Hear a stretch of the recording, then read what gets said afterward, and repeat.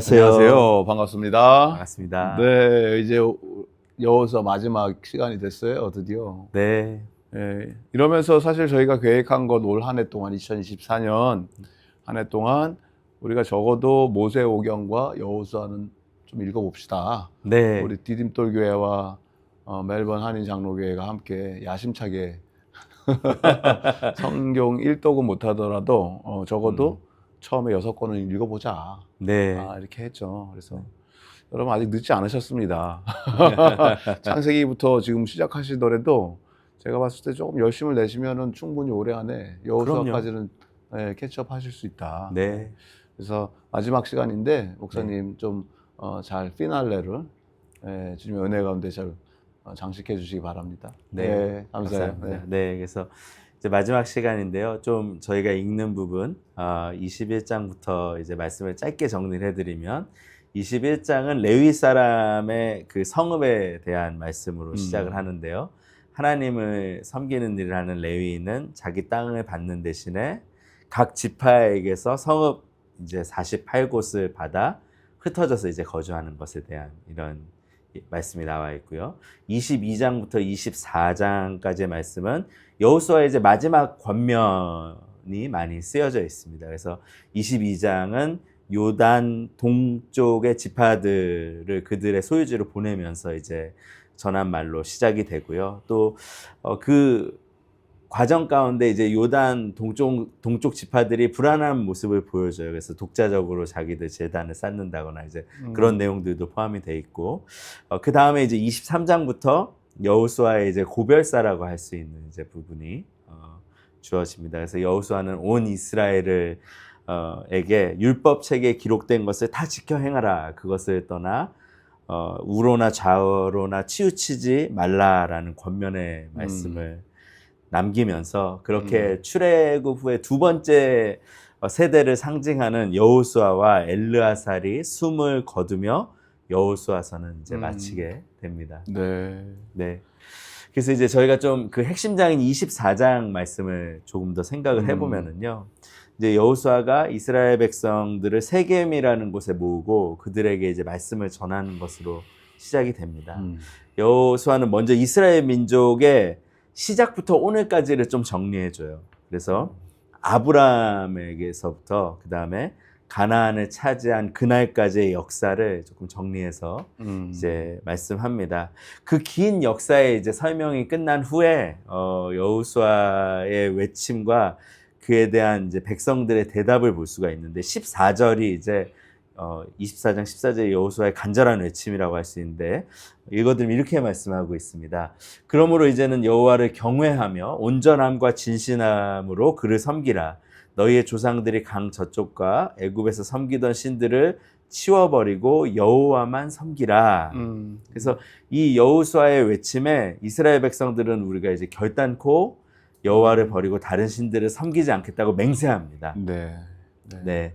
그래서 이제 몇 가지 좀 24장에 저희가 배울 수 있는 메시지들이 있는 것 같아요. 근데 첫 번째 좀 생각해보고 싶은 거는 역사의 주인이 하나님이시라는 거를 저희가 좀 이 장에서 발견할 수 있는 것 같아요. 그래서 첫 부분에 24장 첫 부분 3절이라든지 5절에 계속 반복되는 단어가 있는데 그게 뭐냐면 내가입니다. 내가 이제 하나님 스스로를 이제 말씀하시는 거죠. 그래서 내가 하겠다. 네, 3절의 시작도 내가 이렇게 얘기하고 5절에서도 내가 모세와 아론을 보내었고 또 애굽에 재앙을 내렸나니 그래서 내가의 반복을 통해서 역사의 주관자가 누구이신가? 바로 하나님이시다라는 것을 먼저 저희가 배울 수 있습니다.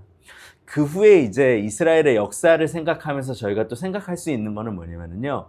하나님께서 우리 삶에 선한 변화를 일으키신다라는 것을 저희가 생각을 할 수가 있습니다. 그래서 많은 변화를 발견할 수 있어요. 1절부터 13절까지의 말씀을 보게 되면 그래서 아브라함만 생각해 보셔도 그가 원래 갈대아 우르에서 떠나게 하시고 가나안 지역으로 옮기셨는데 그래서 이제 믿음의 조상이 되게 하셨죠. 그러니까 어떤 변화를 일으키셨냐? 하나님을 신뢰하지 않는 장소에서 우상 숭배가 있었던 그 도시에서 하나님을 신뢰해야만 하는 장소로 이제 그 변화를 일으키신 것을 예, 볼 수가 있습니다.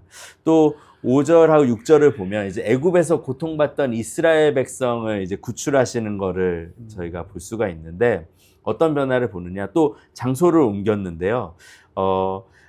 그 애굽 그러니까 우상 숭배 가운데 있었던 또 노예 가운데 있었던 이스라엘 백성들을 이제 광야라는 훈련장으로 옮기셔서 어떻게 보면 이제 불평과 불순종이 뼛속까지 있는 사람들인데 그렇죠.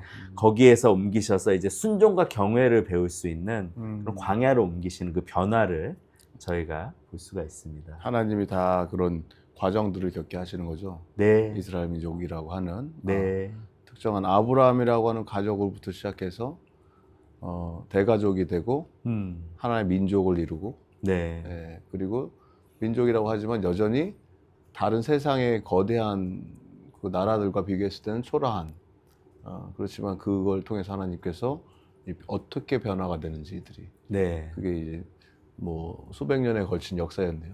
네. 네. 맞습니다. 그걸 이제 여호수아가 정리해서 선포를 한 거죠. 맞습니다. 네. 네.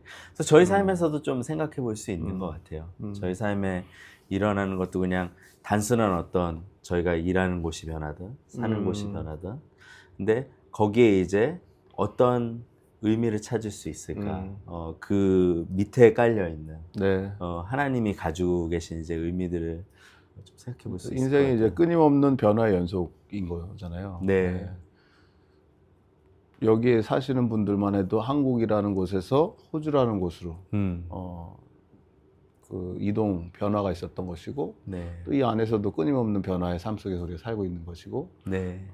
근데 그 과정 가운데 하나님이 어떤 일을 하고 계시는지 우리 네. 개인의 영역이나 공동체 안에서 그런 고민을 하게 되네요. 네, 맞습니다. 어떤 일들이 벌어지죠? 그래서? 그러니까 그것을 생각하면서 이제 가장 중요한 것은 영적 변화에 좀 저희가 주목할 수 있을 것 같아요. 그래서 이제 아브라함도 이제 그 약속의 땅으로 옮기시면서 우상 숭배가 있었고 또 하나님만을 신뢰할 수밖에 없는 그 자리로 옮기시면서 우상 숭배자를 예배자로 변화시키시는 그런 영적 변화를 하나님께서 일으키신 것이죠. 그리고 또 제가 말씀드렸지만 그 이스라엘 백성들도 그 애굽에서 광야로 또 광야에서 약속의 땅으로 이렇게 하나님께서 옮기시면서 그 가운데 이제 불순종의 그 옷들을 벗어버리게 하시고 하나님을 신뢰하는 그 영적 변화 그것을 좀 저희가 저희 삶에서도 좀 주목할 필요가 있을 것 같습니다. 네. 네. 자, 그래서 이제 진짜 중요한 그 스피치, 여호수아의 스피치가 있다면 이제 14절이라고 할 수 있는데요. 여호수아가 이스라엘 백성들에게 하나님만을 섬기도록 이렇게 명령하는 이 부분은 아주 강력한 메시지라고 할 수가 있습니다. 그런데요, 이제 저희가 쭉 이제 1절부터 14절까지의 말씀, 그 전까지의 말씀을 봤지만, 이제 여호수아가 하나님만을 섬기도록 명령하기 전에 의도적으로 하는 얘기가 있다라는 거죠. 그게 뭐냐면 하나님의 은혜를 기억할 수 있도록 그분이 하신 일들을 기억하게 하는 거죠. 다시 리마인드 하는 거죠. 예. 그리고 나서 강력한 메시지를 전하는데 그 시작이 뭐냐면 그러므로라고 이제 시작하고 있습니다. 네. 14장 14절에. 하나님의 은혜에 대해서 쭉 얘기하고 하나님께서 일으키신 영적인 변화에 대해서 쭉 얘기한 후에 그러므로 하나님의 은혜로 그 변화들을 일으키셨고 그러므로 우리 삶에 어떠한 일들이 일어나야 된다라는 것을 은혜가 먼저라는 것을 여호수아의 이 말씀에서도 이 스피치에서도 발견하게 어떤 우리 행동의 변화가 중요하지만 네. 그것이 선행되는 것이 아니고 하나님의 은혜가 항상 앞선다. 네. 은혜가 있기 때문에 그에 따른 반응으로 그러므로 네. 이런 행동이 따라오게 된다. 네. 그걸 강조한다는 거죠. 네, 맞습니다. 네. 그러니까 저희도 복음을 생각해 보면 그리스도께서 하신 일들을 저희가 쭉 생각해 볼 수 있겠죠. 그분께서 얼마나 우리를 조건 없이 사랑해 주셨는지, 예, 뭐 원수와 같은 하나님의 원수와 같은 우리를 사랑해 주셨다라는 거. 예수님께서 우리를 죽기까지 사랑해 주셨다라는 거. 우리에게 영원한 생명을 주셨다라는 거.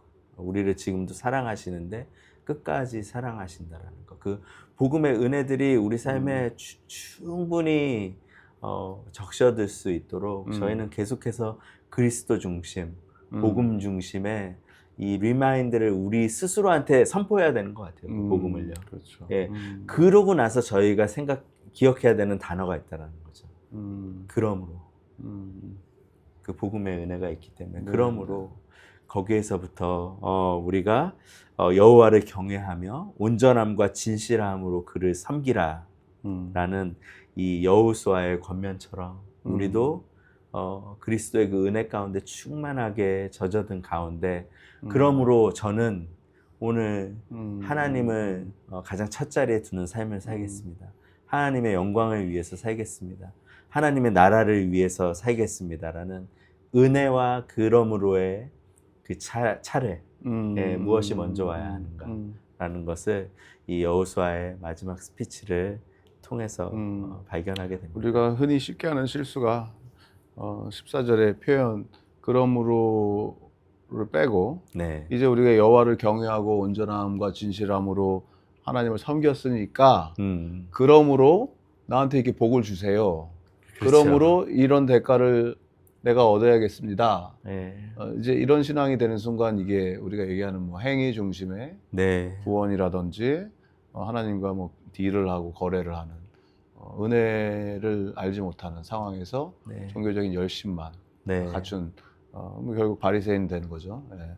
그런 위험성이 있겠네요. 예. 네.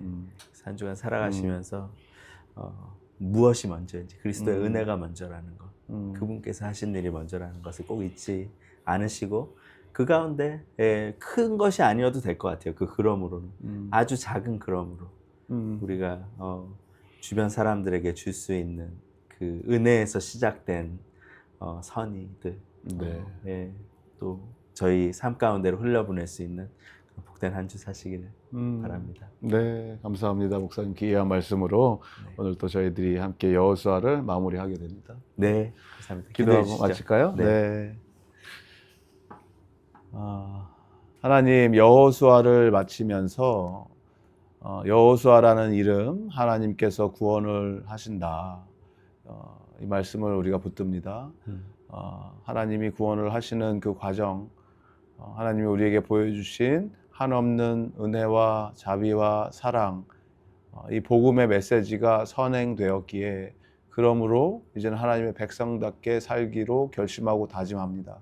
하나님의 은혜를 기억하는 한 주가 되게 해주시고 하나님의 은혜가 있었기에 지금의 우리가 있음을 늘 깨닫게 하여 주셨고 그러므로 우리의 삶이 합당한 삶을 살아내는 하나님을 기쁘게 해드리는 결심과 다짐이 있는 변화가 일어나는 그런 한 주가 될 수 있도록 우리와 함께하여 주시옵소서. 감사하며 예수 그리스도의 이름으로 기도드립니다. 아멘. 아멘.